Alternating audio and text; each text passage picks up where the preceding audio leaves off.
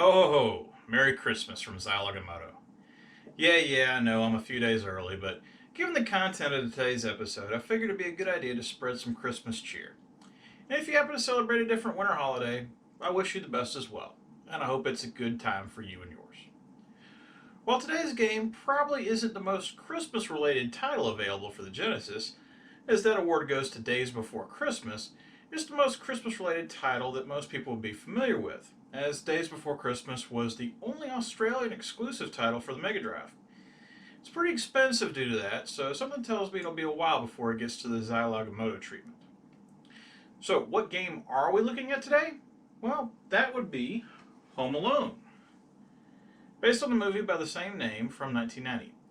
Home Alone became a massive hit, launched the career of Macaulay Culkin, and spawned 4 eventual sequels, one direct with the same cast, and 3 other releases that, well, you can probably ignore.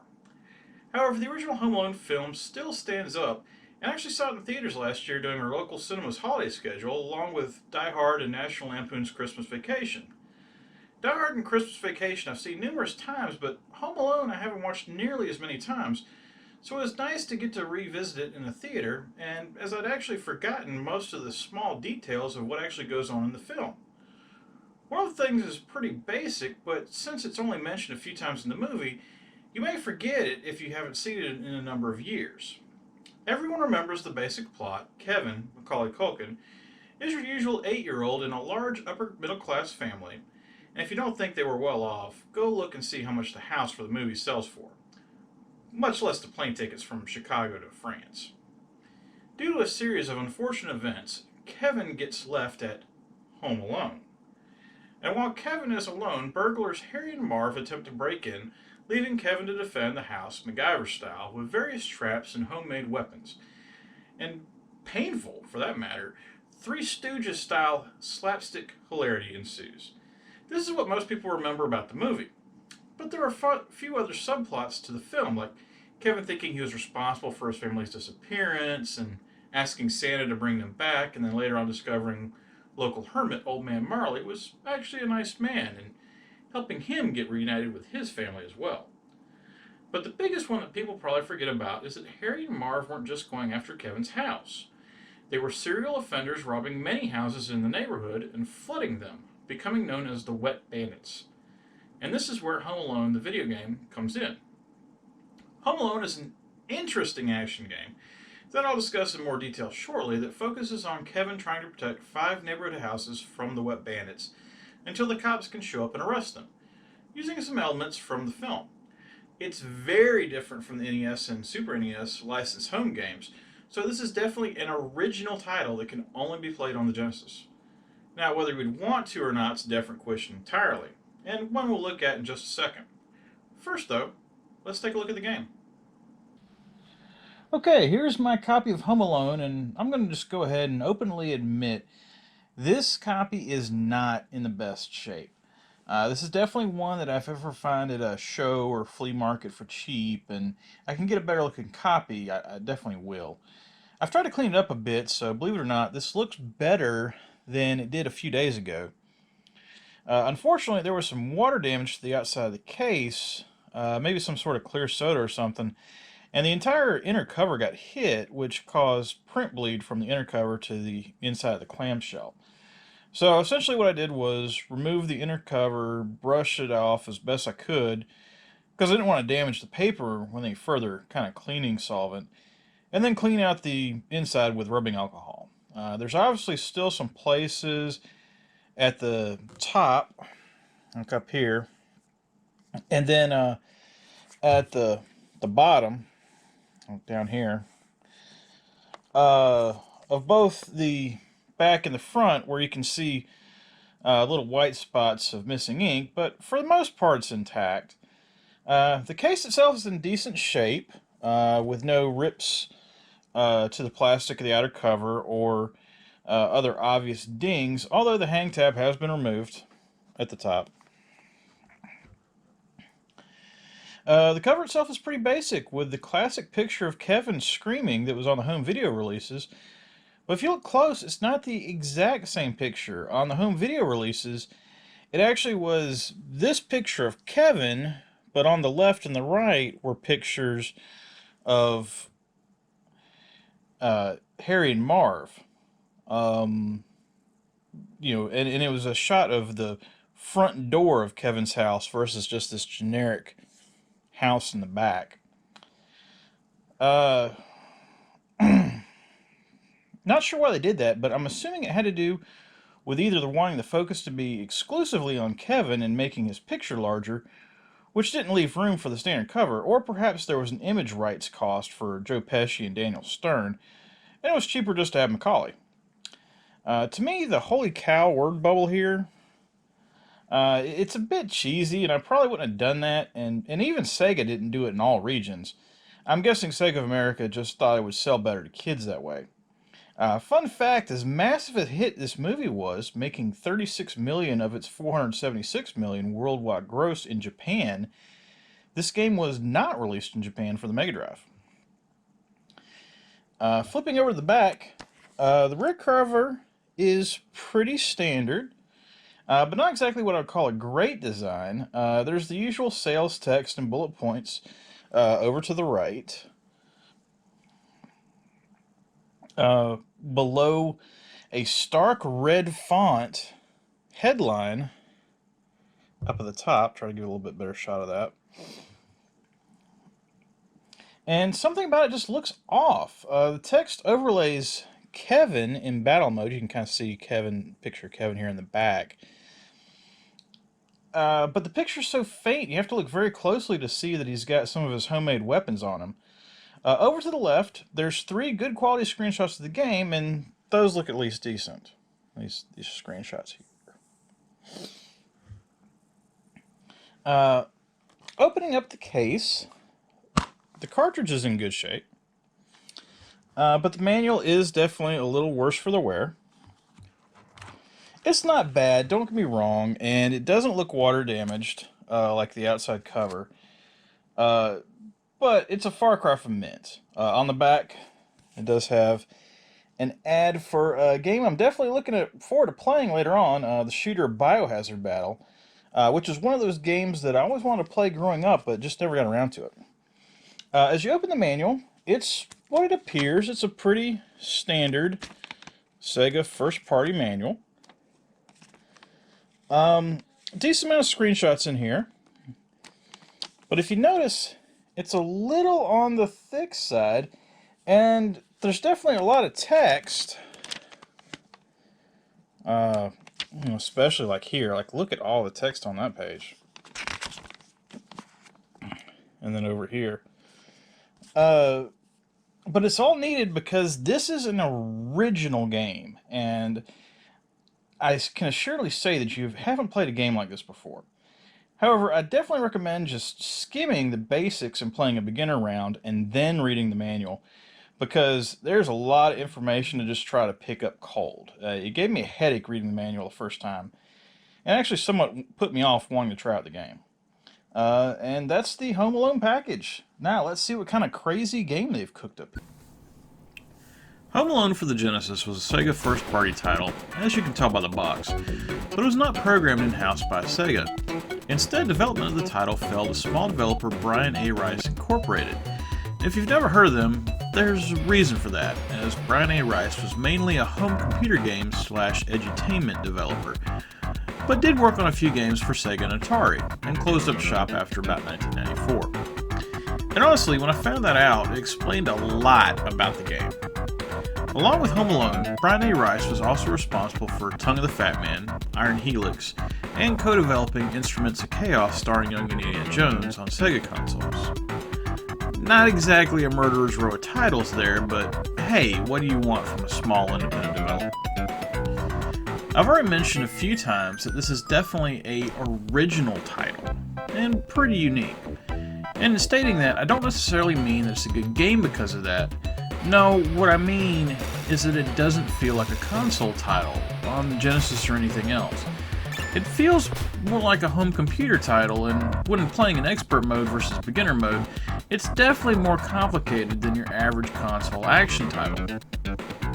I wouldn't call it a hybrid title that tries to mix multiple genres together. It's just simply an action title that well, has a lot going on. Let me try to explain. Home Alone has two game modes, beginner and expert. Both game modes are very similar, but there are some key differences. The plot of the game is very simple, with the wet bandits Harry and Marv on a crime spree of breaking into houses to loot them, and then ruining them on their way out by flooding them, hence the wet bandits' name. Kevin, with his trusty BB gun, sled, and ingenuity, is all that stands between the wet bandits and burglarizing the 5 houses in his neighborhood. Kevin, being the 8-year-old kid that he is, isn't expected to stop 2 adults on his own. However, he has to just annoy and distract Harry long enough for the police to show up and arrest them. And here's where the first difference between beginner mode and expert mode lies. In beginner mode, you only have to delay Harry and Marv for 20 minutes, whereas expert mode is twice as long at 40 minutes. And the clock is accurate, meaning that games actually last 20 or 40 minutes in real time. Well, unless you fail to stop the bandits from robbing all the houses, that is, then the game ends at that point. Basically, you can beat the houses starting out the game with 5 lives, and you lose a life anytime you fail to stop the bandits and it gets flooded, if that makes a little more sense. Just like in the movie, the best way for Kevin to stop Harry and Marv is to cause them pain, which is reflected on a bar on the screen. Pain is caused one of 2 ways, either by traps that can be laid in the houses, or by shooting various cobbled together weapons at the bandits. Harry and Marv share the same pain bar, so feel free to concentrate your attacks on one or the other. There's no need to balance it out, other than interrupt each person while they're trying to loot the house, giving you more time to stop them. Beginner mode also differs from expert mode by the amount of items that are available in the game, both in traps and weapon supplies.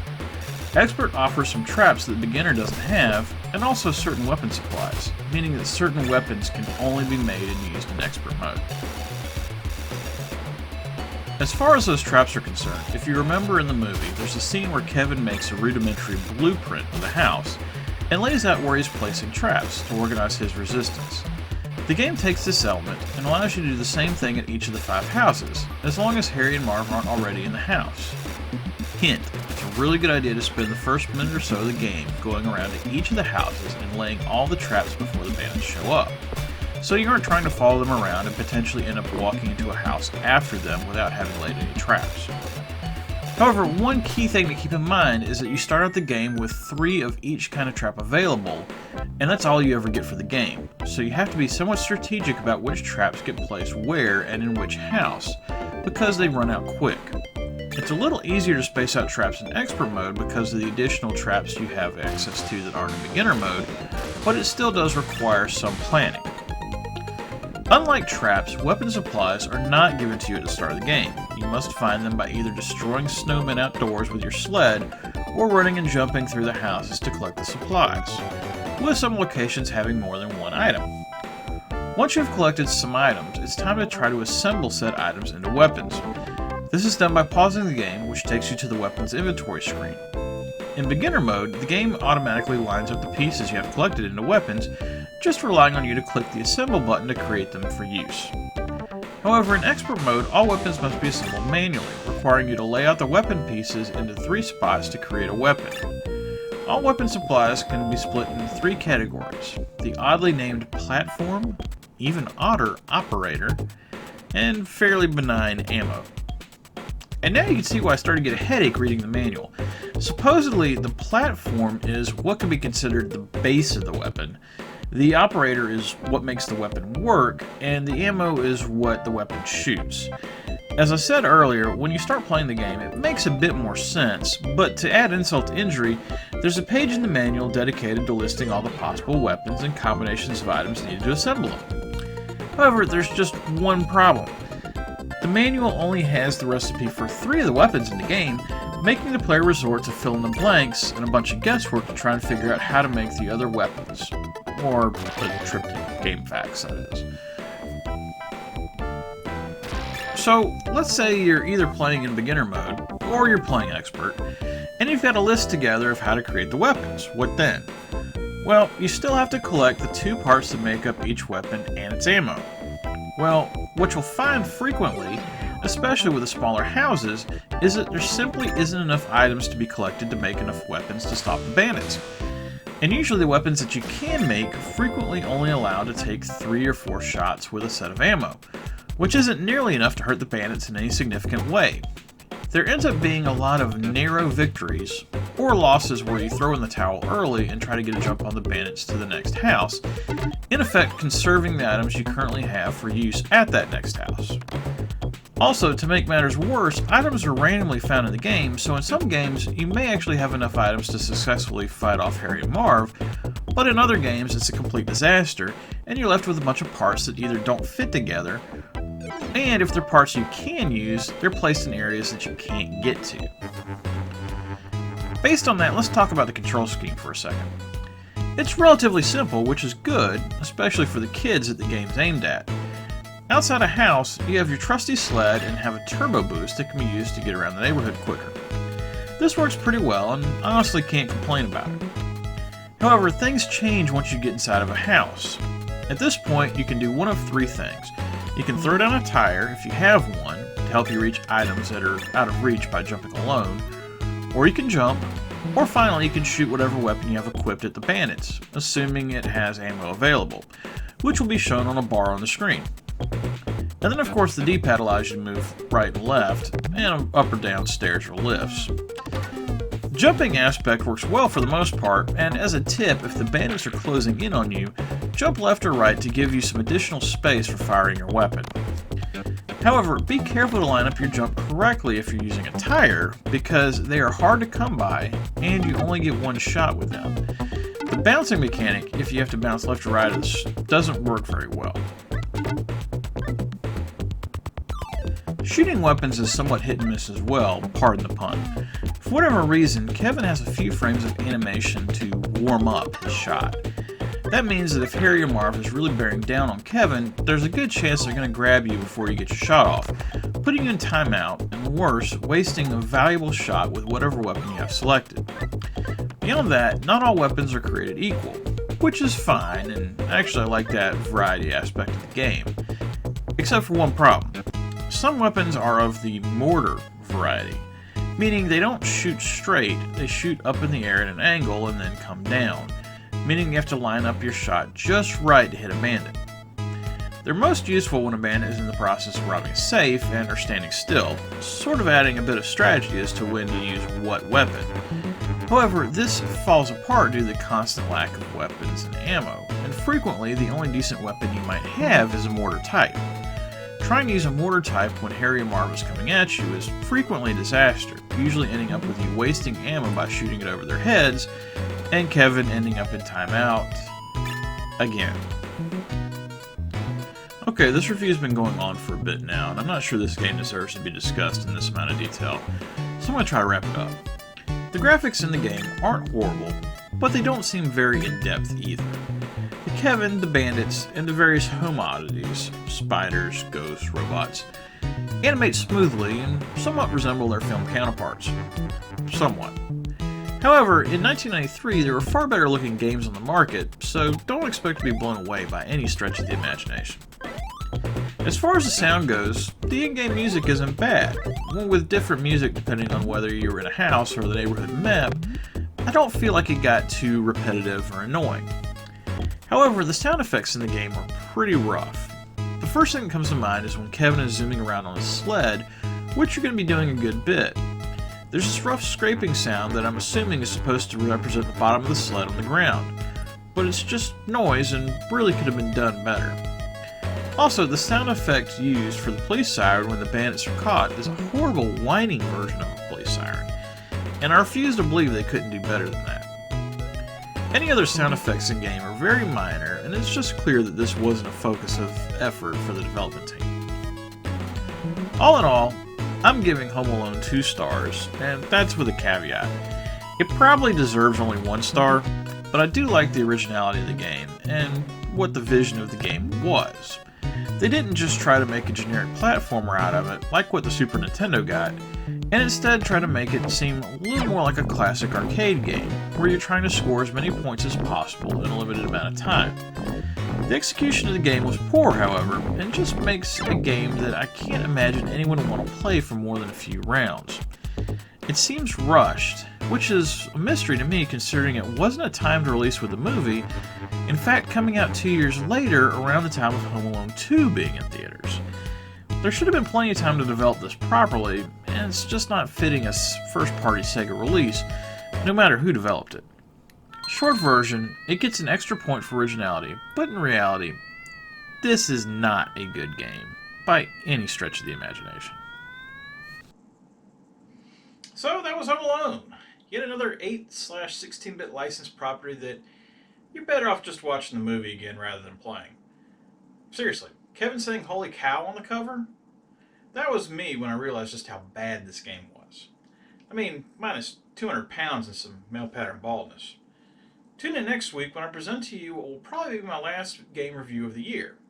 I really wanted the end of the year episode to be episode number 50, but that would mean having to cram 3 reviews into a time period when you usually only do one.